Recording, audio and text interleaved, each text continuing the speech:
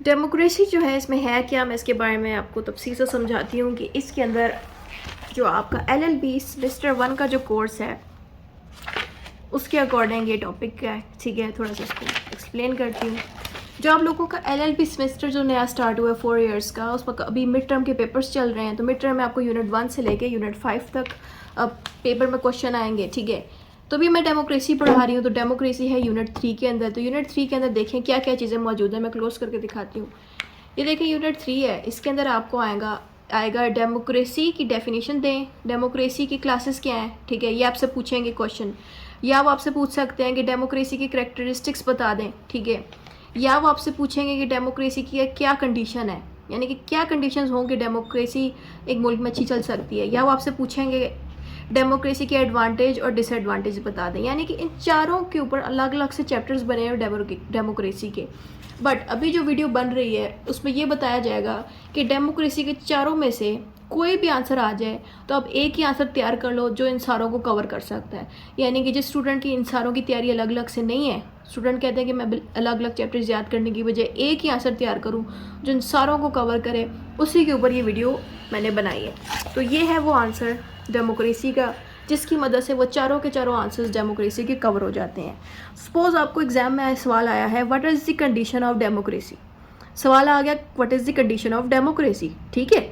आपने क्या करना है, उसमें एज यूजुअल आपको यही इंट्रोडक्शन देना है डेमोक्रेसी का।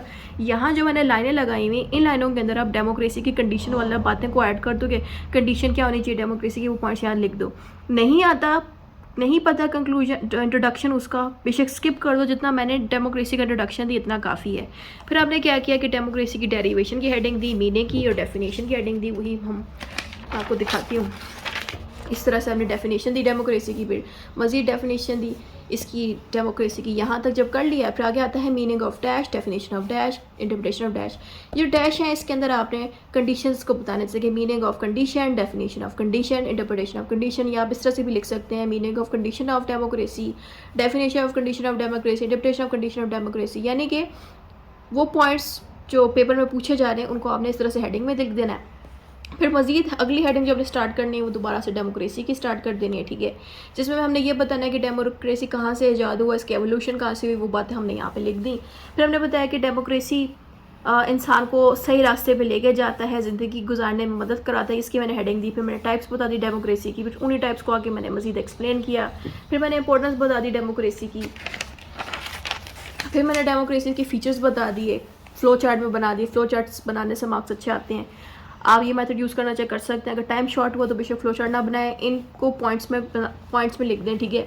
कंडीशन आ जाती है डेमोक्रेसी की, कंडीशंस को मैंने इस तरह से शॉर्ट करके लिख दिया। अगर कंडीशंस का सवाल है तो आप शॉर्ट करने की बजाय इस कंडीशंस को ज़्यादा लेंथी मतलब लंबा करने की कोशिश भी कर सकते हैं।